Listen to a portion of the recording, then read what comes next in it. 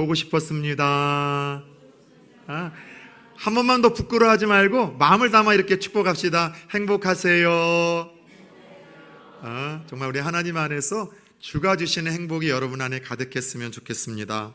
근데 실제로 제가 보니까는요, 살면서 유독 행복 지수가 높으신 분들이 있습니다. 똑같은 상황, 똑같은 환경을 맞이했지만 그 가운데에도 행복을 잃지 않고 행복감을 더 크고 풍성하게 누리시는 분들이 꼭 있더라고요. 그리고 이러한 행복 지수가 높으신 분들을 가만히 들여다보면 공통점이 있는데, 따라서 해봅시다. 자족할 줄 알더라. 똑같은 상황, 똑같은 환경 속에서도 행복감을 누리시는 분들은 자족할 줄 아는 지혜가 있더라는 것이죠. 다시 말해, 지금 주어진 상황에 만족을 하고 내게 주어진 상황에 감사를 하고 기뻐하는 것이 그 행복감의 원천이라는 것을 발견하게 됩니다. 그런데 어떻게 남들보다 주어진 것에 더 감사하고 만족하며 자족할 수 있는가 들여다보면은요, 과거에 힘들고 어려웠던 시간들이 있었었는데 그 시간들을 긍정과 감사의 조건들로 승화시켜 나가는 독특한 믿음이 그들에게 있다는 것을 깨달아요. 무슨 말인가 하면, 과거에 내가 정말 힘들었던 시간들을 떠올리되 그때와 지금을 비교하며 감사하기 시작하는 거예요. 내가 그때는 진짜 가난해서 먹고 살기도 힘들었는데 지금은 적자 하나 새끼밥은 먹고 살고 있지 않느냐, 행복하다는 거예요. 과거에 정말 아프고 힘들어서 고생했던 적이 있는데 지금은 편안하게 걸어 다니면서 일상의 삶을 누리는 건강에 이 회복이 있지 않냐는 것이죠. 그래서 과거에 정말 힘들고 어려웠던 시간들을 의도적으로 잊는 것이 아니라 그 시간들을 떠올리되 그 시간들을 거룩하고 아름답게 승화시켜서 감사의 조건과 이유로 해석해 나가는 사람들이 자족할 줄 알고, 더 나아가 똑같은 상황과 환경 속에서도 남들보다도 더 큰 행복감을 누린다라는 연구조사가 발표된 적이 있습니다. 실제로 지난주에도 몇 신방을 통해서 참 성도님들과의 신방은 목사를 힘나게 만들고 행복하게 하는 것 같아요.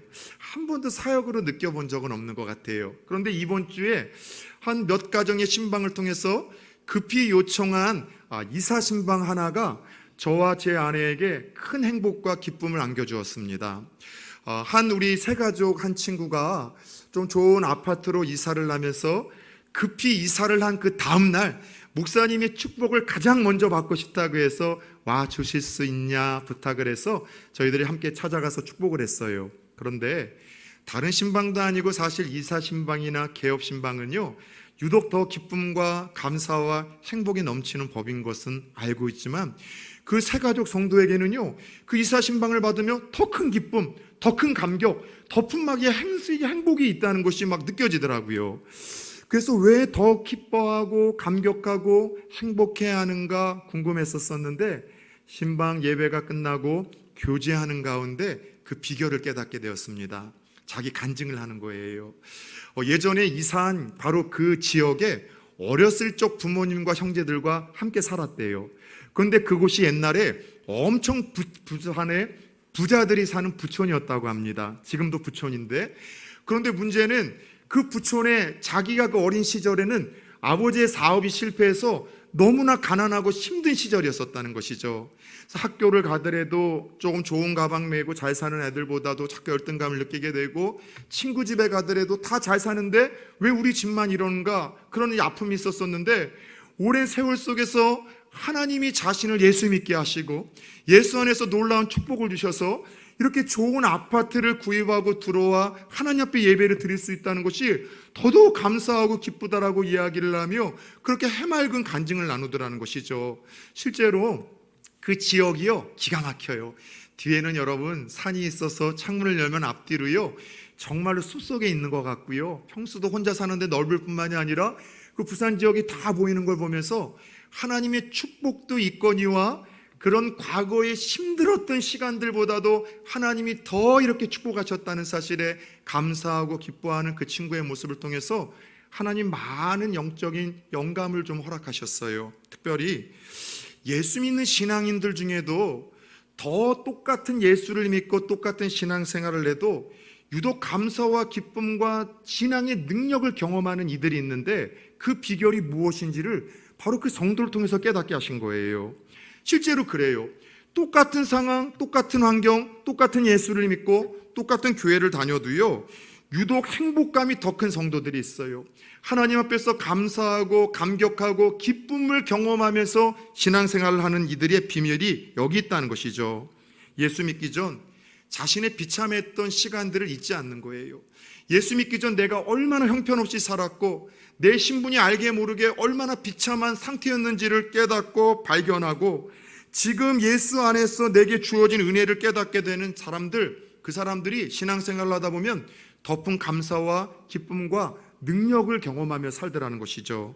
따라서 우리가 똑같은 예수를 믿고 신앙생활을 하더라도 신앙의 기쁨과 감격을 잃지 않기 위해서 구원받은 자로서의 감격과 신앙의 능력을 우리가 여러분 경험하기 위해서는요, 예수 믿기 전 우리의 상태를 바로 알고 잊지 않고 지금 들여다보는 것이 얼마나 중요한지를 모릅니다. 그런 의미에서 오늘 함께 읽었던 본문을 통하여 사도 바울도요, 이 에베소 도시에 사는 성도들이 예수 믿기 전 어떤 상태였었고 지금 예수 믿음으로 인해서 고난도 있지만 얼마나 너희들에게 큰 은혜와 영광이 주어졌는지를 알아야 된다라고 이야기를 하며 과거의 모습을 통해 지금 주어진 은혜를 바라보게 만드는 오늘 이 말씀을 함께 읽은 본문을 통해서 들여다볼 수 있습니다. 자, 에베소서 2장은요, 따라서 해봅시다. 구원의 본질에 대한 이야기를 오늘 우리에게 들려줘요. 왜 우리가 교회를 나가야 되는지, 왜 우리가 교회를 다니며 굳이 꼭 예수만 믿어야 되는지, 우리가 어떻게 구원을 받을 수 있는지, 또 구원은 무엇인지, 구원의 감격과 기쁨을 우리가 느끼고 경험하기 위해서는 어떻게 신앙생활을 해야 되는지에 대한 구원의 본질을 이야기합니다. 그리고 왜 예수를 믿어야 되고 어떻게 구원을 받고 구원이 도대체 무엇인지를 답하기에 앞서 우리에게 주신 구원이 얼마나 놀라운 것인지, 얼마나 기뻐해야 될 것인지, 얼마나 감사해야 될 것인지, 얼마나 신비롭고 영화로운 것인지를 알려주시기 위하여 먼저 바울은 함께 읽은 본문 1절에서 3절을 통해서 우리의 과거에 대한 이야기를 들려다 줍니다. 예수 믿기 전에 우리의 신분과 상태가 어떤 이들이었는지에 대해서 우리에게 알려주는데 세 가지를 우리에게 알려주고 있습니다. 첫 번째는 예수 믿기 전 예수와 상관없었던 모든 인생들의 그 상태는요, 따라서 해봅시다. 허물과 죄로 인해 죽었다. 네, 허물과 죄로 인해 죽은 상태, 영적인 시체들이었다라는 불편한 이야기를 선언하고 있습니다. 가끔가다 기도할 때마다 하나님, 허물과 죄로 인해서 죽을 수밖에 없는 우리를 살려주셔서 감사합니다 기도하시는 분들이 있는데 그 기도도 틀리지는 않아요.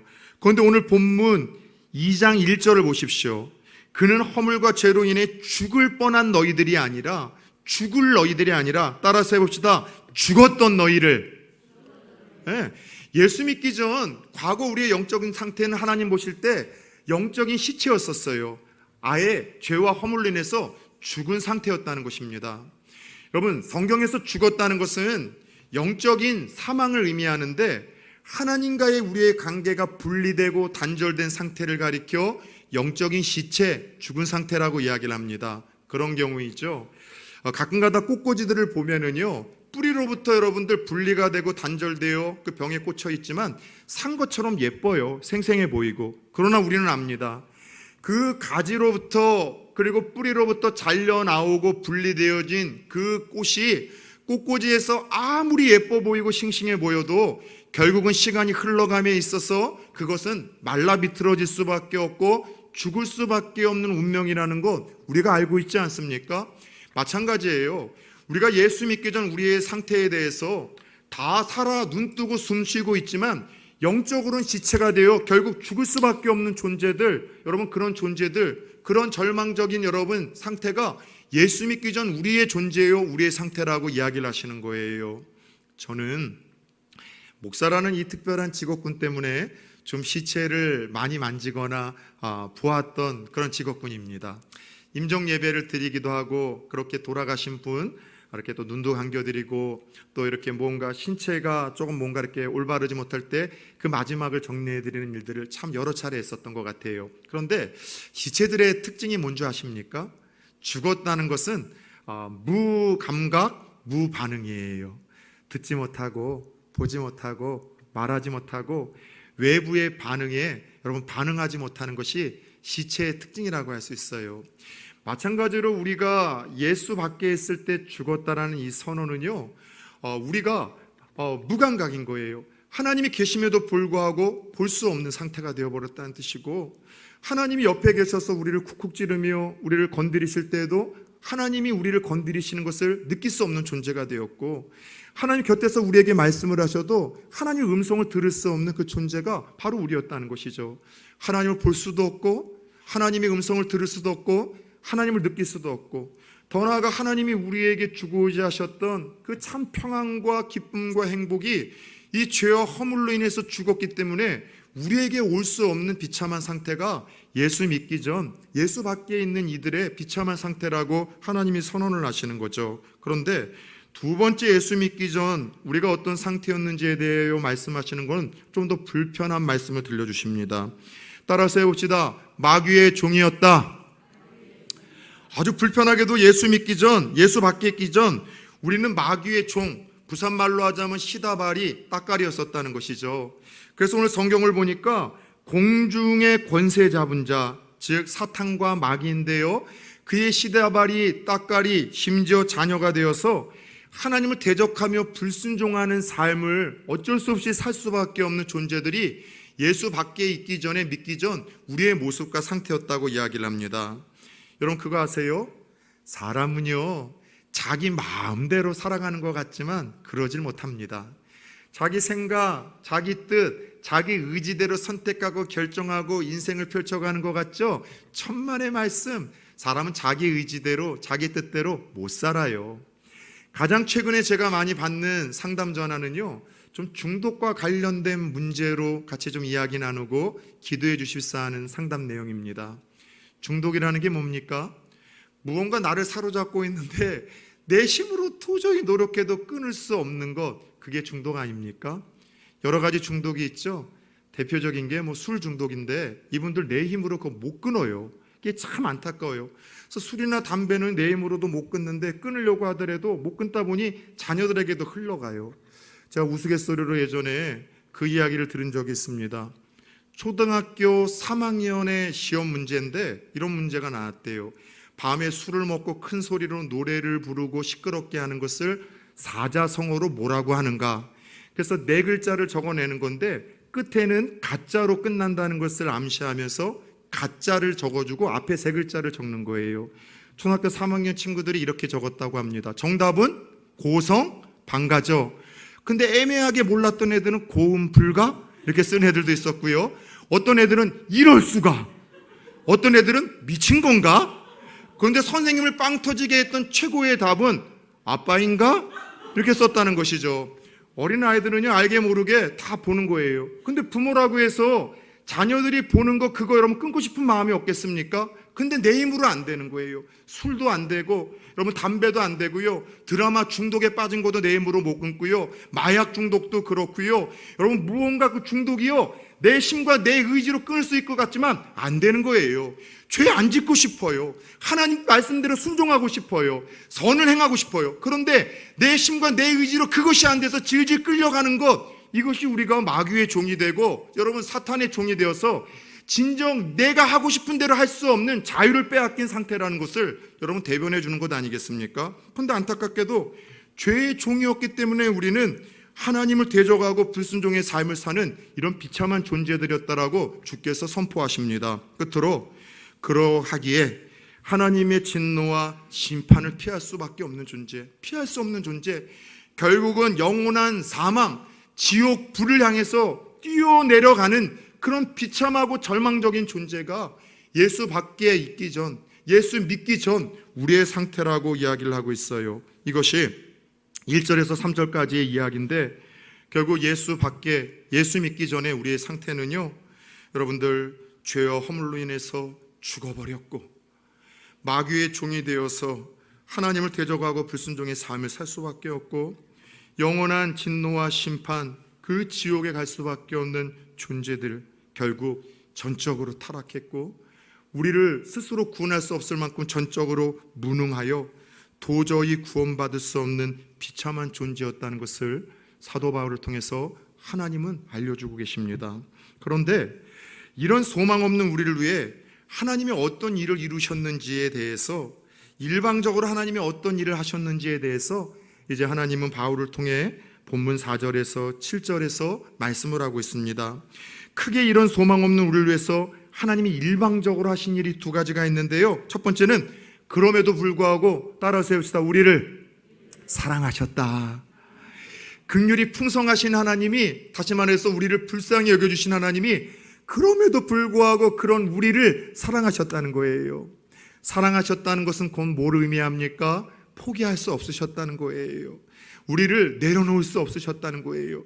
그냥 그렇게 절망적인 삶에서 하나님을 대적하고 불순종하다 영원한 불못으로 가는 형편없는 저주받은 인생으로 하나님이 지켜볼 수 없었고 포기할 수 없으셨음을 의미합니다. 그래서 하나님이 포기하지 못하고 사랑으로 해내신 그 두 번째 일방적인 일이 무엇이냐? 예수 그리스도를 보내주셨죠. 그리고 예수를 통해서, 예수 안에서 죽은 우리를 다시 살리셨고 예수와 함께 하늘나라에 우리를 앉혀주셨을 것이라고 하나님이 말씀을 하십니다. 이 말은 내가 죄 때문에 치러야 될 대가와 지불이 있었었는데 하나님이 예수 그리스도를 통해 예수님 안에서 예수 그리스도가 대신 죽으시고 다 치르게 하셨다는 것이죠. 우리는 아무런 대가와 조건 없이 예수 안에 있으면 예수 그리스도를 통해서 우리의 죄가 용서받을 수 있고 마귀의 존재의 자녀였었던 우리가 하나님의 자녀가 될 수 있고 더 나아가 영원한 지옥으로 달려갈 수밖에 없는 우리들이 영원한 구원을 얻을 수 있는 특별한 존재가 되었음을 의미합니다. 그래서 예수 그리스도를 믿음으로 성도들이 얻게 될 구원을 가리켜 따라서 해봅시다. 전적인 하나님의 은혜요 선물이다. 예수 그리스도를 통해서 성도들이 여러분 얻게 되는 그 구원의 은혜 있잖아요. 죄와 허물이 다 사함받고 마귀의 종과 자녀였던 우리가 하나님의 자녀로서 거듭나고 영원한 불못으로 가 영원히 비참한 운명에 처할 우리들이 여러분 오늘 죽어도 천국에서 눈뜰 수 있는 영원한 안식과 쉼을 바라볼 수 있는 이 은혜는요 우리의 힘으로 여러분 주어진 것이나 얻은 것이 아니라 우리를 불쌍히 여기셔서 하나님이 일방적으로 예수 그리스도를 통해서 다 하신 일이기에 구원은요 하나님의 전적인 은혜요 선물이라고 말씀을 하시는 거예요. 자, 다시 한번 우리가 반드시 잊지 말아야 될 구원의 본질에 대해서 정리를 해봅시다. 죄와 허물로 인해서 죽었던 우리들, 영원한 불막 가운데 심판당할 죄인인 우리가 어떻게 구원을 얻을 수 있습니까? 오늘 이 이야기를 이제 8절과 9절에서 하나님은 힘주어 다음과 같이 선포하시는데 같이 한번 고백해 볼까요? 본문 8절 9절입니다. 시작. 너희는 그 은혜에 의하여 믿음으로 말미암아 구원을 받았으니 이것은 너희에게서 난 것이 아니요 하나님의 선물이라. 행위에서 난 것이 아니니 이는 누구든지 자랑하지 못하게 함이라. 할렐루야. 아멘. 정리해 봅시다. 죄와 허물로 인해서 죽고 심판당할 죄인인 우리가 어떻게 구원받을 수 있습니까? 하나님의 구원의 처방은 명확합니다. 첫 번째, 행위로는 구원받을 수 없다는 것이에요. 우리의 선행, 고행, 노력, 종교적인 열심, 철학으로는 구원받을 수 없어요. 이것이 기독교와 타 종교가 구분되어지는 가장 큰 차이점이에요. 기독교의 모든 타 종교는요 인간의 행위로 구원받을 수 있대요. 선행을 베풀고 무언가 고행을 좀 하거나 철학과 무언가 여러분 해탈을 하거나 무언가 여러분 깨닫게 되어지면은 착하게 살면은 헌신을 하면은 그에 대한 대가와 보상으로 신이 구원을 해준다는 것, 이것이 모든 종교에서 이야기하는 일반적인 구원론 아닙니까? 그런데 여러분 기독교는요 일반적인 이 종교에서 말하는 구원론을 거스리고 역행을 해요. 무슨 말이냐? 행위로는 구원받을 수 없어. 그래서 구원은 행위로 받는 것이 아니라 하나님의 은혜로 받는 것이라고 이야기를 하고 있습니다. 사랑하는 여러분, 구원은 인간의 노력과 인간의 열심과 종교와 철학과 깨달음과 어떤 고행을 통해서 얻어지는 것이 아니라 전적으로 하나님이 다 하신 일, 하나님의 은혜로만 얻어지는 것이 구원과 영생이라는 사실 깨닫기를 축원합니다. 그래서 어렸을 때 여러분, 우리가 조기 신앙교육이 참 중요한 게 그런 이유예요. 정말 저는요, 선생님이 제발 이 아이는 전도사님 다른 선생님에게 좀 맡겨주세요, 다른 반에 좀 넘겨주세요 할 정도로 그렇게 교회 안에서도 문제였었거든요. 그리고 전도사님 선생님들 말씀하시면 다 안 듣는 것 같아도 물어보면 다 대답은 잘하더래요. 그리고 찬송할 때도 딴짓을 했는데 그래도 알게 모르게 여러분, 정말 중요한 복음의 본질, 구원의 본질은 주일학교 때 선생님들을 통해서 노래로 제 안에 여러분 각인이 되어 있더라는 것이죠. 자주 설명해 드렸잖아요. 여러분, 그 찬양 아시죠? 돈으로도 못 가요 하나님 나라, 힘이 세도 못 가요 하나님 나라. 어떻게 가요? 거듭나면 가는 나라, 하나님 나라. 무엇으로 간다고요? 믿음으로 가는 나라, 하나님 나라. 2절은요, 얼굴 예뻐도 못 간대요. 마음 착해도 못 간대요. 여러분, 높은 명예를 갖고 있어도 못 간대요. 몰랐는데 기독교 구원의 본질에 대한 이야기가 그 찬양을 통해서 다 담겨 있어요. 오늘 사도 바울을 통해서도 하나님은 구원의 본질에 대해서 이야기를 합니다. 어떻게 구원받을 수 있대요? 첫 번째, 고정관념을 깨라는 것이죠. 행위로 구원 못 받아요. 착하게 살고 옳게 살고 고행을 하고 무언가를 깨닫고 종교적인 열심과 철학이 있어도 구원받지 못합니다. 왜요? 누구도 자랑할 수 없는 그 영역이기 때문에 그렇다는 것이죠. 어떻게 받습니까? 중요한 것은 따라 세웁시다. 은혜로 받는다. 하나님이 다 하셨어요. 성부 하나님이 우리를 계획하셔서 다 지옥으로 떨어질 우리 가운데 몇 사람을 선택하셨어요, 구원하기로. 그리고 성자 하나님이, 예수님이 십자가에서 대신 죄값을 치르시고 피 흘리심으로 우리의 죄 문제를 다 해결해 주셨고 구원을 완성하시고 구원의 길을 열어주셨어요. 성령 하나님이, 성부 하나님이 선택한 그 사람들에게 복음을 듣게 하시고 그 사람들에게 말씀이 들어가게 하시고 사람들을 만나 마음의 문을 열어 그 예수 그리스도를 믿음으로 붙들 수 있도록 성령님이 도와주신 것, 이 모든 것을 하나님이 다 하셨기에 여러분, 구원은요 은혜로 얻는다는 것이죠. 여러분, 더 나아가 구원은 끝으로 따라서 해봅시다. 믿음으로만 얻을 수 있다. 하나님 나라는요 거듭나야지 갈 수 있고 또 믿음으로만 여러분 갈 수 있는 나라예요. 여러분, 믿음으로 구원을 받는다고 이야기를 하니 믿음도 행위 아니냐, 공로 아니냐 이야기하시는 분들이 있겠지만 저는 이렇게 이야기를 하고 싶습니다. 하나님이 은혜로 다 차려놓은 구원 밥상에 숟가락 하나 얹는 것, 이것이 믿음의 여러분들 역할이라고 생각하시면 좋을 것 같아요. 마치 이런 거죠. 어느 한 아이가 물놀이를 하다가 여러분 물에 빠졌습니다. 그래서 너무 깊은 곳에서 아무리 노력해도 자기의 힘으로는 이제 도저히 살 소망이 없어서 소리치기 시작한 거예요. 저 좀 살려주세요. 나 좀 살려주세요. 누군가가 살려달라는 그 비명을 듣고 여러분 구조대원이 뛰어들어가고 그 아이를 살리려고 여러분 구조대원이 손을 쭉 뻗었어요. 그런데 그 아이가 빠져가는 마지막 순간에 구조대원의 손을 잡는 그 행위, 그게 이 아이의 구원의 노력과 공로와 행위라고 할 수 있겠습니까? 믿음의 역할이 그거예요. 하나님이 이미 다 하신 일에, 믿어지게 하신 일에 내가 믿습니다 고백하고 예수님을 내 안에 모시고 예수님을 나의 주인으로 내가 여러분 선포하며 그렇게 살기로 다짐하는 이 믿음의 영역. 그런데 문제는 이런 믿음도 누가 주셔야지만 생기는가 하면 하나님이 주셔야지만 생기는 거예요.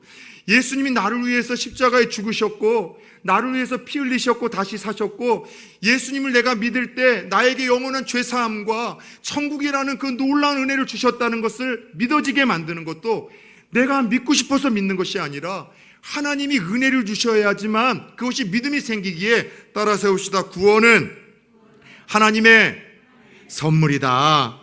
그래서 여러분, 우리가 구원은 하나님의 선물이라는 이 본질적인 이야기를 하나님이 우리에게 들려주시는 거예요. 여러분, 선물이라는 게 무엇입니까? 사람을 가장 행복하게 만드는 것 선물 아니겠습니까? 선물과 비슷한 것 뇌물이 있죠. 뇌물은 뭡니까? 누군가에게 주고 나서 발 뻗고 자지 못하면 뇌물이고, 주고 나서 마음의 기쁨과 행복이 있으면 선물이라고 하더라고요. 어떤 일이 시작되기 전에 주는 거는 뇌물이고, 일이 끝나고 나서 감사한 마음으로 드리는 것은 선물이라고 하더군요. 우리 인생들에게 여러분, 선물만큼 행복하고 기쁜 일은 없습니다. 그런데 선물이 기쁘고 즐거운 이유는 무엇입니까? 공짜이기 때문 아니에요? 내가 보상하고 내가 노력을 한 대가로 받는 것이 아니라 누군가의 호의와 사랑으로 나에게 주어지는 것이기에 선물은 우리를 기쁘게 만들고 행복하게 만드는 거예요. 선물은 그런 것 아니에요? 나를 위해서 준비하신 이의 마음을 기억하며 그냥 기쁨으로 받는 것, 감사함으로 받는 것, 그게 선물이죠. 그리고 주신 사람의 뜻을 따라 받은 그 선물을 제대로 활용하고 사용하며 나아가서 상대를 기쁘게 하는 것, 그게 선물의 본질 아닙니까? 마찬가지로 구원이 하나님의 선물이라는 것은 감사함으로 그저 받으면 돼요. 하나님이 다 하신 일을 감사함으로 내가 믿음으로 받아들이면 되는 거예요.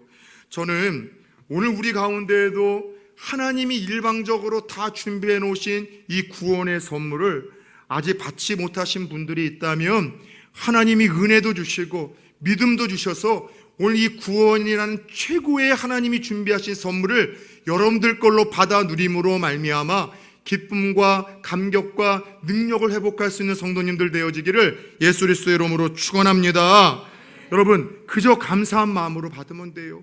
하나님이 나를 선택하시고 나를 위해 예수 그리스도를 통해서 이루신 그 모든 일들, 그래서 성령님이 그 이야기를 듣고 마음에 감동 주셔서 나도 그 예수 그리스도의 선물을 받음으로 구원받고 싶고 하나님의 자녀가 되고 싶다는 감동이 있을 때 믿음의 손을 내밀어서 고백하면 됩니다. 로마서 10장 9절 10절에서 이렇게 하나님이 말씀을 하십니다. 같이 한번 들여다봅시다. 시작. 내가 만일 내 입으로 예수를 주로 시인하며 또 하나님께서 그를 죽은 자 가운데서 살리신 것을 내 마음에 믿으면 구원을 받으리라. 사람이 마음으로 믿어 의에 이르고 입으로 시인하여 구원에 이르느니라. 아멘. 말씀 잠깐 띄워주세요. 행위와 노력과 열심과 고행과 깨달음으로 구원 주신다고 하지 않으셨어요? 하나님이 이미 다 하신 일들을 듣고 그 마음속에 감동 주실 때 어떻게 하면? 그 예수님을 나의 주로 시인하면. 맞습니다. 하나님, 나의 죄를 용서할 분은 예수님밖에 없고 하나님, 나를 천국으로 이끄시고 구원하실 분은 예수님밖에 없음을 내가 믿습니다. 그리고 마음의 문을 열어 예수님, 나의 하나님 되어주시고 나의 죄를 용서해 주시고 나를 하나님의 자녀 삼아주시고 이제는 하나님을 나의 주인으로 섬기며 살겠나라는 그 믿음의 고백과 영접이 있을 때, 바로 그 믿음의 손을 뻗칠 때 하나님이 우리를 위해서 일방적으로 예비하시고 준비하신 구원이 내 것이 되어지고 내게 임한다는 사실을 약속과 말씀을 통해서 깨닫고 확신할 수 있기를 축원합니다. 그래서 저는 우리 부산 초원교회 성도님들 중에 아직 하나님이 주시는 이 구원의 선물 받지 못하신 분들 있다면 오늘 이 시간을 통해서 내 것으로 받아들이는 시간이 되었으면 좋겠어요. 저희 교회 주보에는 늘 좀 특별한 좀 항목이 좀 있습니다. 바로 처음 예수를 믿고 하나님 앞에 나오시는 분들이 그 예수 그리스도를 나의 하나님으로 시인하고 마음의 문을 열어 고백하여 하나님이 준비하신 구원의 선물을 받을 수 있도록 돕기 위한 장치이죠. 그래서 4개의 영적인 복음의 말씀을 요약해서 정리했고요. 가장 중요한 믿음으로 하나님이 다 준비하신 구원의 선물을 받아들이는 그 방법, 바로 예수님을 영접하는 기도문을 여러분들 적어 내려갔어요.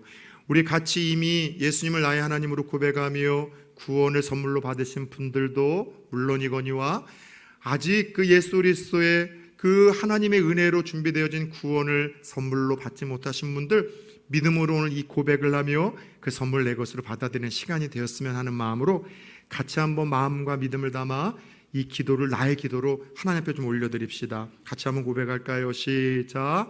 주 예수님, 저는 죄인입니다. 지금까지 저는 저 자신을 믿고 살아왔습니다. 그러나 이제 예수님을 믿고 싶습니다. 저의 죄를 회개하오니 용서해 주세요. 예수님이 내 죄 때문에 십자가에서 죽으시고 또한 부활하신 것을 믿습니다. 지금 나는 내 마음의 문을 열고 예수님을 나의 구주, 나의 하나님으로 영접합니다. 나의 죄를 용서하시고 영생 주심을 감사합니다. 이제부터 나를 다스려 주시고 나를 주님이 기뻐하시는 사람으로 만들어 주옵소서. 예수님의 이름으로 기도합니다. 아멘.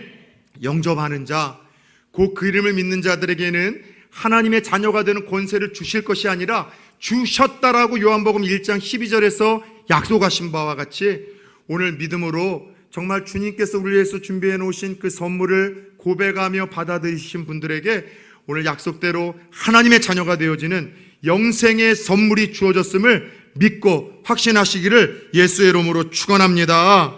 여러분, 그래요, 하나님께서 예수 믿는 우리들에게 이 선물을 주심으로 말미암아 우리에게 새로운 삶, 기쁨과 평안과 능력과 소망의 삶을 살기를 원하십니다. 끝으로 하나님이 우리를 은혜로 구원하신 이유가 도대체 무엇일까요? 이와 같은 구원을 값없이 선물로 주신 그 이유와 목적이 무엇일까요? 오늘 10절에서 이렇게 명확하고 분명하게 선포하십니다. 10절의 말씀을 같이 한번 봅시다. 우리는 그가 만드신 바라 그리스도 예수 안에서 선한 일을 위하여 지으심을 받은 자니 이 일은 하나님이 전에 예비하사 우리로 그 가운데에서 행하게 하려 하심이니라. 아멘. 성부 하나님이 우리를 구원하기로 이전에 예정하셨던 그 일들을 통해서 예수 그리스도를 통해서 이제는 하나님의 자녀로 새롭게 우리가 창조됐다는 거예요. 우리는 그가 만드신 바라. 이 말씀은요, 영어 시를 표현하는 포임이라는 시, 그 포이에마라는 원어를 써요. 우리를 시와 같은 놀라운 존재, 시처럼 노래하고 싶은 아름다운 존재, 걸작품으로 예수 안에서 예수를 통해서 여러분 그 구원의 선물을 받은 우리들을 하나님이 새롭게 만들어 주셨다는 거예요. 고린도서 5장 17절에서도 그런즉 누구든지 그리스도 안에 있으면 새로운 피조물이라 이전 것은 지나갔으니 보라 새 것이 되었도다. 이 표현을 하나님이 감탄을 하시는 거예요.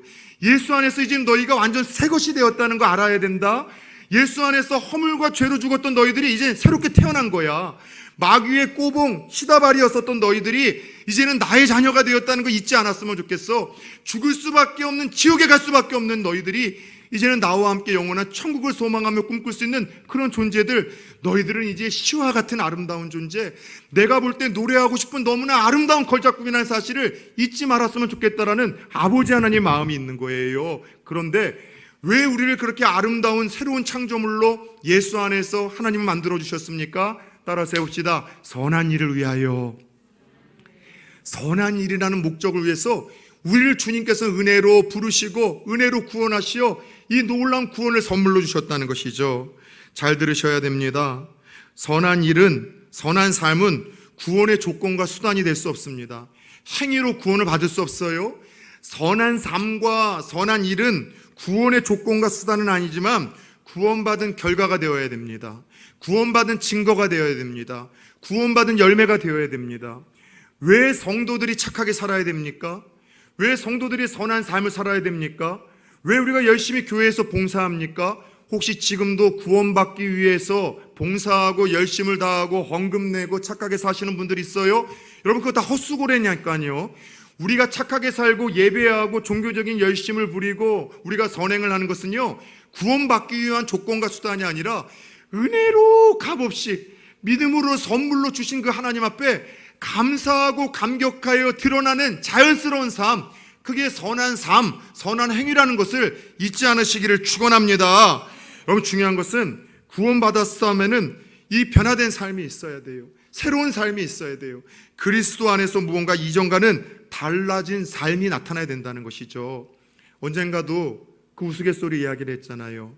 토끼와 거북이가 경주를 해서 이 거북이가 교만하고 낮잠 자다가 토끼한테 여러분 지고 말았지 않았습니까? 근데 그 후속편을 한번 들려드린 적이 있잖아요. 토끼가 억울해서 여러분 이 거북이를 찾아가 다시 한번 재시합을 요청한 거예요. 그래서 시합이 이루어졌는데 거북이도 압니다. 이번에는 이길 수 없다는 것. 그래도 시작을 했는데 역시나 토끼가 땅 하자마자 얼른 뛰어가는 거예요. 그런데 거북이가 한참 가다 보니 토끼가 멈춰서 자기를 기다리는 거예요. 봤더니 어마어마한 구덩이가 있는데 토끼는 껑충 쉽게 넘을 수 있는데 거북이가 넘지 못할 이 구덩이라 토끼가 거북이를 기다렸다가 안고 껑충 뛰어서 내려준 후에 자기는 또 달려가더래요. 이상하네. 토끼가 미쳤는가? 한참 가다 보니까 토끼가 또 기다리고 있더래요. 왜 기다리는 거 봤더니 간밤에 불어닥친 태풍으로 인해서 나무 하나가 쓰러졌는데 토끼가 깡충 뛰면 되는데 거북이는 넘지 못할 이게 장애물이었었습니다.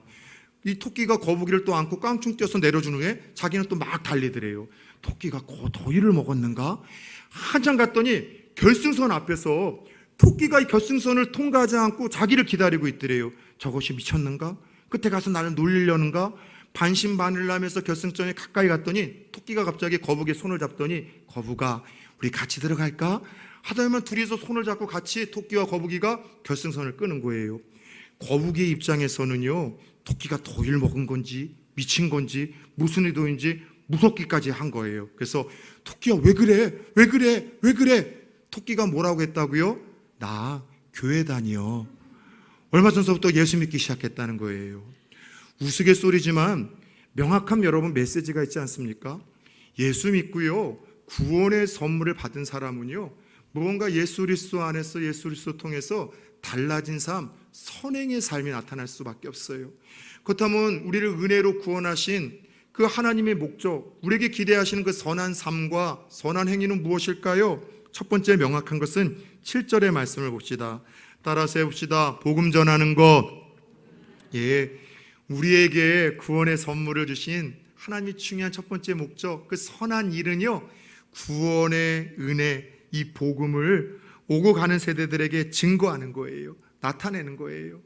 여러분, 교회가, 우리 성도가 어떤 어렵고 힘든 상황 속에서도 절대로 포기하지 말아야 될 우리 구원받음의 목적과 구명받은 사람들의 사명이 있습니다. 복음 전하는 거예요.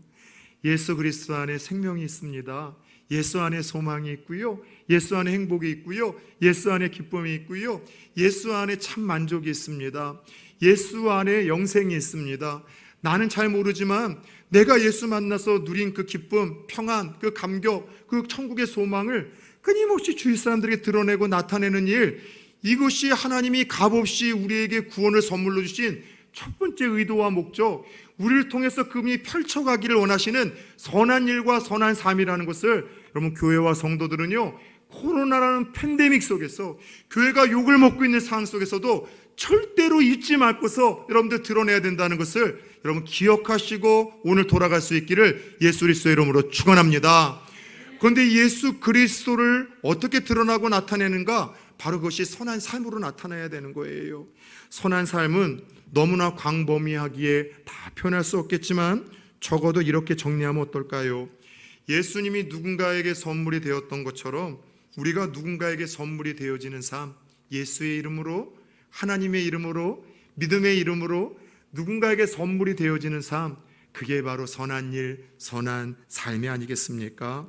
사랑하는 여러분, 예수 안에 기쁨이 있고 예수 안에 평안함이 있고 예수 안에 소망이 있고 예수 안에 능력이 있습니다. 그런데 이것을 내 것으로 누리고 맛보아 알고 경험하고 드러낼 수 있는 주인공들이 되었으면 좋겠어요.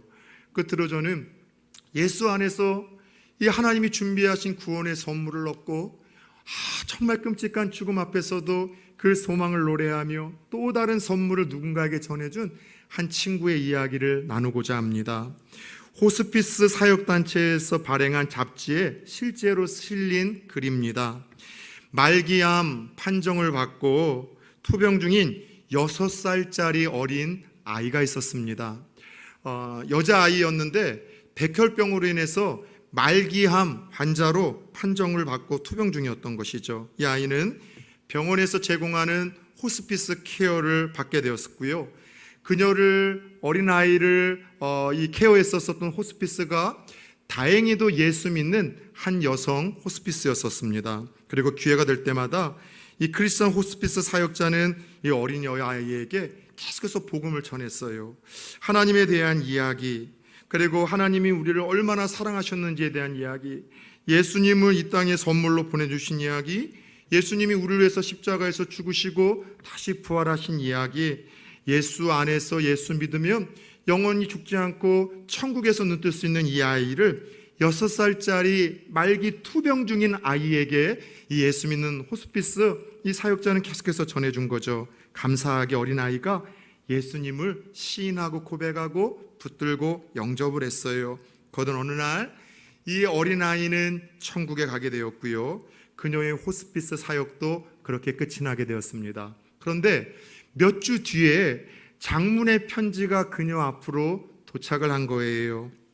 누가 보냈는가 하면 바로 이 어린 딸을 먼저 보내고 그녀의 엄마가 이 호스피스 사역자에게 감사의 편지를 보냈습니다. 다른 것보다도 어린 딸을 먼저 보낸 거 너무나 마음 아팠지만 지금은 모든 것이 감사하고 감사하다는 내용입니다. 그리고 이 아이가 마지막 투병 생활을 하며 죽기 전에 보였던 한 상황을 이 호스피스 사역자에게 엄마가 편지에 이렇게 적어 내려갔어요. 마지막 아이가 죽기 전에 엄마에게 이런 이야기를 했다고 합니다. 엄마, 나 이제 무섭지 않아요. 왜냐하면 예수님이 나와 함께 계시기 때문이에요. 나는 죽는 것이 아니라 천국에 가는 거예요. 거기서 나중에 엄마를 다시 만날 수 있어요. 엄마는 처음에 어린 철모르는 아이가 하는 이야기라 대수롭지 않게 생각했다고 합니다. 그러나 마지막 아이가 투병 과정에서 그 아이의 모습을 지켜보면서 그리고 아이가 죽음을 담담히 맞이하는 그 모습을 보면서 순간 뭔가 있구나는 강한 느낌과 떨쳐낼 수 없는 확신이 그녀 엄마에게 찾아왔다는 것이죠.